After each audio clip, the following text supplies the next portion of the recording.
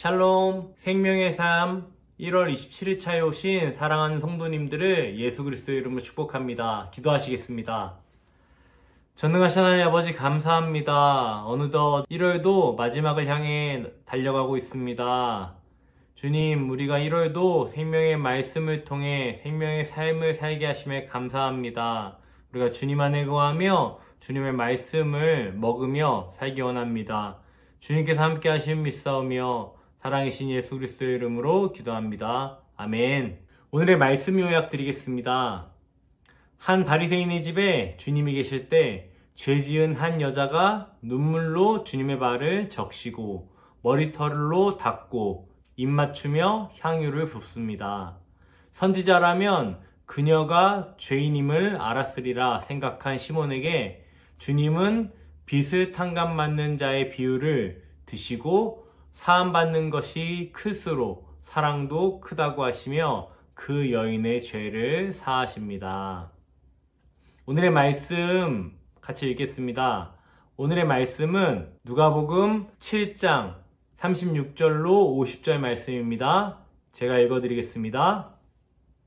한 바리새인이 예수께 자기와 함께 잡수시기를 청하니 이에 바리새인의 집에 들어가 앉으셨을 때에 그 동네에 죄 지은 한 여자가 있어 예수께서 바리새인의 집에 앉아 계심을 알고 향유 담은 옥합을 가지고 와서 예수의 뒤로 그 발 곁에 서서 울며 눈물로 그 발을 적시고 자기 머리털로 닦고 그 발에 입 맞추고 향유를 부으니 예수를 청한 바리새인들이 그것을 보고 마음에 이르되 이 사람이 만일 선지자라면 자기를 만지는 이 여자가 누구며 어떠한 자 곧 죄인인 줄을 알았으리라 하거늘 예수께서 대답하여 이르시되 시몬아 내가 내게 이를 말이 있다 하시니 그가 이르되 선생님 말씀하소서.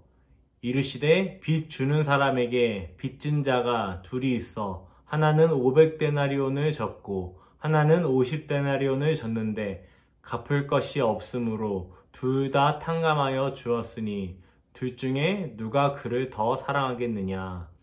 시몬이 대답하여 이르되 내 생각에는 많이 탕감함을 받은 자이니이다. 이르시되 내 판단이 옳다 하시고 그 여자를 돌아보시며 시몬에게 이르시되 이 여자를 보느냐. 내가 내 집에 들어올 때에 너는 내게 발 씻을 물도 주지 아니하였으되 이 여자는 눈물로 내 발을 적시고 그 머리털로 닦았으며 너는 내게 입 맞추지 아니하였으되 그는 내가 들어올 때부터 내 발에 입 맞추기를 그치지 아니하였으며 너는 내 머리에 감람유도 붓지 아니하였으되 그는 향유를 내 발에 부었느니라. 이러므로 내가 내게 말하노니 그의 많은 죄가 사하여졌도다. 이는 그의 사랑함이 많음이라. 사함을 받은 일이 적은 자는 적게 사랑하느니라. 이에 여자에게 이르시되 내 죄가 사함을 받았느니라 하시니 함께 앉아있는 자들이 속으로 말하되 이가 누구이기에 죄도 사하는가 하더라. 예수께서 여자에게 이르시되 내 믿음이 너를 구원하였으니 평안히 가라 하시니라. 아멘. 오늘의 본문 7장은 이렇게 요약할 수 있습니다. 예수님은 이방의 권세보다 높으시고 백성의 아픔을 돌아보시며 선지자들이 예언했던 일을 이루시는 그리스도이시다. 그러나 유대인들은 예수님이 자기들의 기대와 달랐기 때문에 믿지 않았다. 예수님은 그들의 기대와는 다른 하나님 나라를 도래하게 하신다. 이 이야기에는 바리새인들과 죄 지은 여자 그리고 예수님이 등장합니다. 바리새인은 유대인이 그동안 가져왔던 그들의 기존 질서를 상징합니다. 예수님이 바리새인의 집에 초대받아 들어가신 것은 유대인의 질서 안에서 사역하셨던 것을 의미합니다. 그런데 여기에 죄 지은 한 여자가 등장하는데 누가는 이 여인의 행동을 매우 자세하게 기록하고 있습니다. 그의 행동이 간절하고 진심에서 우러나는 것임을 자세하게 보여주고 있습니다. 분명 이 여인은 과거의 잘못을 부끄러워하여 그리스도 앞에서 자신을 낮추고 섬기려고 하고 있었습니다. 그러나 유대인들의 기존 질서를 상징하는 바리새인들은 그리스도는 죄지음 받은 여인의 섬김을 받을 수 없다고 생각한 것입니다. 아무리 전심으로 뉘우쳤다고 하여도 과거의 죄로 인한 낙인은 지워지지 않는다는 것이 유대인들의 질서였고 그들의 생각이었습니다. 그들은 이 질서를 더욱더 견고하게 해줄 그리스도를 기대하고 있었던 것입니다. 자신의 생각했던 틀, 그 사고 안에서 자신들이 생각하는 그리스도를 꿈꾸고 있었던 것입니다. 그들은 하나님께서 보내주시는 그리스도, 성경에서 말씀하시는 그리스도가 아닌 자신의 생각과 관념과 자신의 생각의 틀 안에서 자신들이 세운 그런 질서 안에서의 그리스도를 꿈꾸고 있었던 것입니다. 예수님의 비유에서 두 가지를 주목해 봐야 합니다. 첫째는 빚이 없는 자와 빚이 있는 자가 아니라 큰 빚진 자와 작게 빚진 자의 비교라는 사실입니다. 사실 유대인이라고 해서 죄가 없는 것이 아닌데 유대인들은 자기들이 죄를 적게 지었기에 구원을 얻고 이방인들은 죄를 많이 지었기에 멸망당한다고 생각한 것입니다. 그러나 이는 50보, 100보, 50데나리온이나 500데나리온이나 빚진 것은 마찬가지인 것입니다. 둘째, 예수님이 누가 더 사랑받았느냐라고 묻지 않으시고 누가 더 사랑하느냐라고 물으셨습니다. 유대인들은 자신들이 하나님의 사랑을 특별하게 받은 민족이라고 의수됐지만 예수님은 정말 관심을 가져야 할 것은 하나님을 사랑하는 데 있음을 밝히고 계십니다.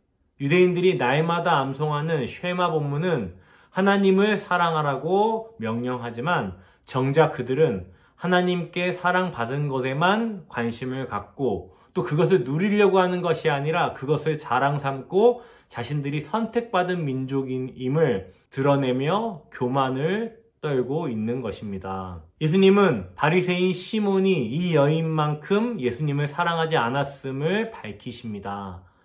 우리가 참된 하나님의 백성이라면 받은 은혜에 감사하며 어떻게 하나님을 사랑할 것인가에 대해 마음을 쏟아야 합니다. 예수님은 이 여인에게 죄 사함을 선포하심으로써 당신께서 하나님 나라의 통치권자이심을 밝히십니다.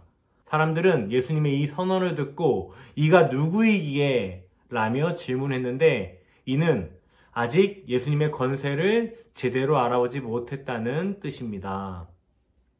결국 하나님 나라의 은혜를 받기에 합당한 사람은 이 여인 외에는 없었습니다. 예수님은 이 여인에게 너의 믿음이 너를 구원하였다 라고 말씀하시며 구원의 유일한 조건이 바로 믿음임을 밝히셨습니다. 혈통이나 직분이나 사회적 지위, 지금까지 쌓아온 업적이 구원을 이끄지 못한다는 것입니다. 오직 예수 그리스도. 우리 주님을 믿을 때에 영원한 나라를 상속받을 수 있는 것입니다. 죄가 더한 곳에 은혜가 더욱 넘칩니다. 자신의 죄를 더 많이 깨달은 자에게 은혜가 더 넘치는 것입니다. 죄를 깨달으면 깨달을수록 죄 용서의 은혜를 체험하게 되고 그 은혜에 감사해 주님을 더 열렬히 사랑하게 되는 것입니다. 사랑하는 성도님들, 우리가 지금까지 어떻게 신앙생활을 해왔는지 또 우리가 얼마나 오랫동안 신앙생활을 했는지 그것에 집중할 것이 아닌 우리가 얼마나 주님을 사랑하고 있는가, 내가 어떤 죄인이었는데 지금은 주님을 어떻게 얼마나 사랑하고 있는가, 그것을 점검해보며 질문해보는 시간이 되었으면 좋겠습니다. 적용 질문 드리겠습니다. 죄를 지은 한 여인이 예수님께 한 행동을 보고 바리새인들은 어떤 반응을 보였나요? 다음 질문입니다. 죄와 허물이 있는 내가 주님 앞에 나아갈 이유는 무엇인가요? 한번 곰곰이 생각해 보시는 시간 되기를 바랍니다.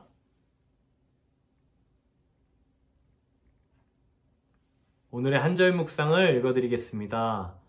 구원에 이르는 믿음은 하나님을 사랑하도록 이끕니다. 그 사랑은 죄 용서를 선물합니다.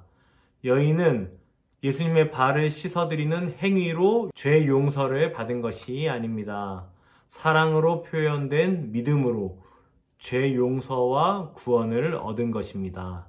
사랑하면 두려움이 없고 담대해집니다. 하나님이 죄에 대한 심판을 거두시고 우리를 그분과 화목하게 하시기 때문입니다. 믿음에 대한 성령의 내적 증거는 바로 하나님을 신실하게 사랑하는 것입니다.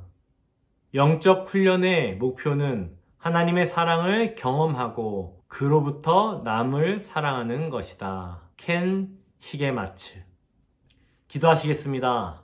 사랑하는 주님, 많이 탕감받았기에 더 많이 사랑을 표현한 여인에게 죄사함을 선포하신 주님, 죄를 용서받는 은혜를 알 뿐 아니라 그 은혜에 합당한 감사와 사랑을 표현하는 행함이 있는 믿음이 제게 있게 하소서.